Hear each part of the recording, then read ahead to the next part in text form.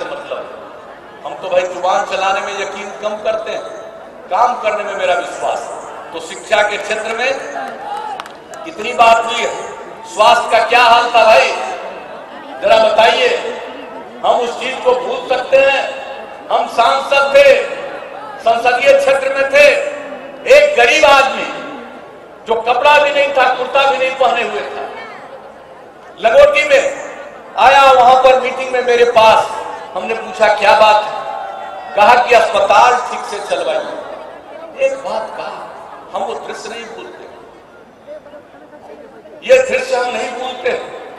और जब हम यहाँ काम करने का मौका मिला बिहार में, तो हमने सर्वेक्षण कराया और फरवरी 2006 में पता चला कि पूरे बिहार में जो प्रखंड स्तर पर प्राथमिक स्वास्थ्य केंद्र है और प्राथमिक स्वास्थ्य केंद्र जो सरकार का है, उसमें एक महीने में औसत 39 मरीज जाते हैं।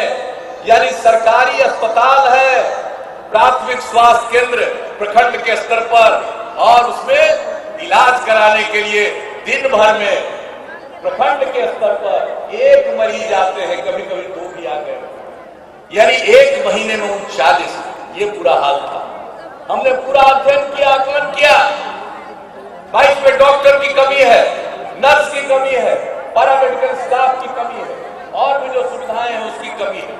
एक एक चीज का उपाय किया और ये देखा कि गरीब लोग, और उस समय एक रिपोर्ट प्रकाशित हुई थी जब हम सरकार में नहीं थे, सरकार के बाहर थे, हम जो न्याय यात्रा पर चले थे, तब हमने देखा था एक रिपोर्ट, और उस रिपोर्ट में हमने पाया था कि बिहार में भी गरीब आदमी का जो भी आमदनी है उसका सबसे ज्यादा खर्चा खाने से ज्यादा लेकर के उसको इलाज पर पैसा खर्च हो रहा है। ये बात हमारे दिमाग में बात आई थी, और जब इसका आकलन करवाया हमने और देखा कि यहाँ पर तो दवा का कोई इंतजाम ही नहीं है। भाई क्या करते थे, लोगों को काम करने का वर्षों वर्षों मौका मिला, 15 साल एक परिवार को मिला। क्या करते थे, क्या नहीं देखते थे, क्यों नहीं देखते थे? और जब देखा हम लोगों ने, तो हम लोगों ने 2006 में तय किया, सारे प्रखंड स्तर के उसके ऊपर वाले का दुरुस्त तो कर ही दिया, डॉक्टर वगैरह सबकी बहाली, और हर जगह टेलीफोन लगवाया, ताकि हमारे कार्यालय से और स्वास्थ्य विभाग से पूछा जाता था कि फोन उठाएगा तो पता चलेगा कि डॉक्टर है या नहीं। मोबाइल नहीं, क्योंकि मोबाइल तो कहीं उठा लेते। लैंडलाइन हमने करवाया, उस पर जांच करते थे, और मुफ्त में दवा लोगों को मिले। और जो दवा वितरण का था, इसकी शुरुआत हम लोगों ने अगस्त 2006 से करा दिया। उस समय आदरणीय श्रद्धेय उपराष्ट्रपति थे, श्रद्धेय भैरव सिंह शेखावत साहब, वो आए थे पटना, और उन्हीं के हाथ से हमने अगस्त महीने में 2006 में शुरू कराया था।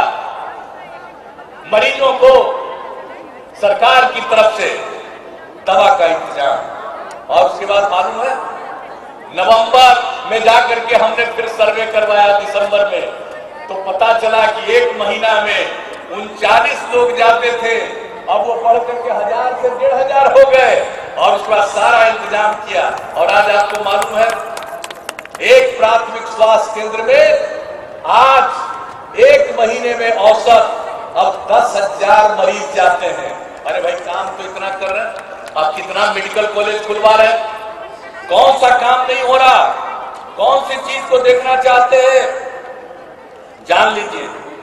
और नियमित टीकाकरण क्या होता था भाई, लोग बोलते हैं, हम जरा बता दें, 2005 तक टीकाकरण कितना था, 18%। और जो टीकाकरण का काम हम लोगों ने शुरू करवाया, अब बढ़कर के हो गया है 86%, 86%। और हमारा लक्ष्य है संपूर्ण टीकाकरण कराएंगे, और बिहार देश के 5 टॉप राज्यों में रहेगा सबका टीकाकरण। और आप सबको मालूम है कैसा पल्स पोलियो कैंपेन चला। अभी तो सरकार बनी थी 2005 में, 7 दिन के बाद असेंबली शुरू होने वाला था। हमको लोगों का फोन आ गया पल्स पोलियो के लिए। हम चाहते थे 7 दिन के बाद, लोगों ने कहा तुरंत मिलते हैं। अभी शपथ लिया था, 2 दिन भी नहीं बीता था, सबको बुलाए, लोग आ गए, अंतर्राष्ट्रीय स्तर के लोग, और आकर लोगों ने कहा, हमने कहा चिंता मत करिए, हम सारे डीएम को लगाएंगे। और पहला वीडियो कॉन्फ्रेंसिंग के जरिए हमने सारे डीएम को निर्देश दिया कि आपका काम है पल्स पोलियो कैंपेन को देखना और चलाना।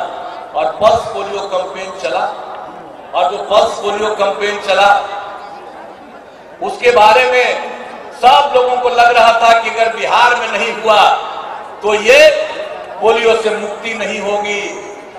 चिंतित थे, लेकिन बिहार में जिस तरह का काम हम लोगों ने कराया कि पोलियो से उन्मूलन हो गया। हम तो गए थे पाकिस्तान, सरकार के इस पर तय कार्यक्रम के और वहां के निमंत्रण पर 2012 में सब कार्यक्रम तय था। अलग से हमसे पाकिस्तान में लोग पल्स पोलियो कैंपेन पर बात किया। आपको क्या बताएं, लोग सुनना चाहते थे कि कैसे आपने किया, सब बात बताया, उनको भी बड़ी चिंता हो रही थी। और उसके बाद जो दुनिया के सबसे धनी आदमी है बिल गेट्स, वो बिहार को मदद करना चाह रहे थे स्वास्थ्य के क्षेत्र में और सब जगह। तो वो स्वयं गए पता करने के लिए बिहार का सबसे जो आवागमन के दृष्टिकोण से सबसे कठिन इलाका था खगड़िया का, वहां वो चले गए देखने के लिए। और जा करके उस आदमी ने सब लोगों से बात किया, और जब वो सुने तो यहां आने के बाद उन्होंने इतनी प्रशंसा की कि भाई पल्स पोलियो कैंपेन बिहार का कितना बढ़िया चल रहा है। तो आप जरा जान लीजिए, अब उसी तरह से कालाजार से मुक्ति कराना चाहते हैं। मालूम है कालाजार की क्या स्थिति थी? कालाजार जरा पूछ लीजिएगा, लोग बोलते हैं, सब हम मीडिया के बंधुओं से भी निवेदन करेंगे, प्रार्थना करेंगे कि आप अपना आंकड़ा पता कर लीजिए। हमारा आंकड़ा हो तो बता दीजिए कि गलत बोल रहे हैं। 2005 में कालाजार के 23,383 मामले सामने आए थे। और कालाजार से निदान कराने के लिए हम लोगों ने जो प्रयास किया है, और गरीब आदमी को होता था, लोग जाता नहीं था इलाज कराने के लिए, हमने जो सीएम रिलीफ फंड है उससे मदद करवाया कि जो आदमी को भी कालाजार होगा उसको हम पैसा देंगे, वो चिंता न करे। वो सोचता था कि हम घरेलू आमदनी हमारी नहीं होगी, हम अगर काम नहीं करेंगे श्रम का तो कैसे परिवार चलेगा, करते रहता था, इलाज नहीं कराता था, मौत का शिकार हो जाता। तो हमने उनके लिए इंतजाम किया। और मालूम है, एक भी कालाजार का पीड़ित व्यक्ति जो इलाज के लिए आता है उसको ले जाया जाता है, इलाज कराया जाता है, उसको तो एक ही दवा से हो जाता है। और 6,600 रुपया राज्य सरकार उनको पैसा देती है कि चिंता मत करना, ठीक हो जाओगे। और अब संख्या क्या हो गई है? अब 18-19 में कालाजार से पीड़ित की संख्या घटकर हो गई है 252। और हमारा तो लक्ष्य है कि जल्दी से जल्दी, जैसे पल्स पोलियो कैंपेन चला करके पोलियो से उन्मूलन हुआ, कालाजार से भी बिहार को छुटकारा मिले। इसलिए भाई दोस्तों, मैं आप सब लोगों को कहूंगा कि ये सब जो मौलिक चीज है, हम लोग तो काम करते रहते हैं, इन सब चीजों के लिए आप सब कहिएगा जरूर। और आप जानते हैं कितना काम शुरू हुआ है। हम लोगों ने जो काम किया है 2005-6 का उदाहरण बता देते हैं। शिशु मृत्यु दर, बच्चे जो मरते थे 1000 की जनसंख्या पर, वो 61 थी, अब वो घट करके 35 हो गया। इसी तरह नवजात मृत्यु दर प्रति 1000 की जनसंख्या पर 37 से घटकर 27। मातृ मृत्यु दर 1 लाख की जनसंख्या पर 371, घट करके 185 हुआ। और वर्ष 2005 में जो कुल प्रजनन दर जो हमने अभी आपको बताया था 4.3 था, घट करके 3.2 हो गया। और इसके लिए 11 में नई पीढ़ी स्वास्थ्य गारंटी कार्यक्रम, 15 में राष्ट्रीय बाल स्वास्थ्य कार्यक्रम, और सबको इलाज कराने के लिए मुख्यमंत्री चिकित्सा सहायता कोष का गठन किया। ये सब काम किया है हम लोगों ने। और आपको मालूम है कि एक एक काम करते हुए हर जगह इतना अस्पताल का निर्माण और उसके अलावे मेडिकल कॉलेज का 3 हम लोगों ने तय किया अपनी तरफ से, 2 तो चालू हो गया, चाहे बेतिया का हो या पावापुरी का हो। अब तीसरा जो था जननायक स्वर्गीय कर्पूरी ठाकुर जी के नामकरण पर मधेपुरा में चिकित्सा महाविद्यालय वो भी बनकर के तैयार है और इसका भी बाजाबता उद्घाटन हम 7 मार्च को करने जा रहे हैं। अब वो भी हो गया। उसके अलावे केंद्र प्रायोजित फेज 1 में 3 महाविद्यालय छपरा, पूर्णिया, समस्तीपुर में निर्माण चल रहा।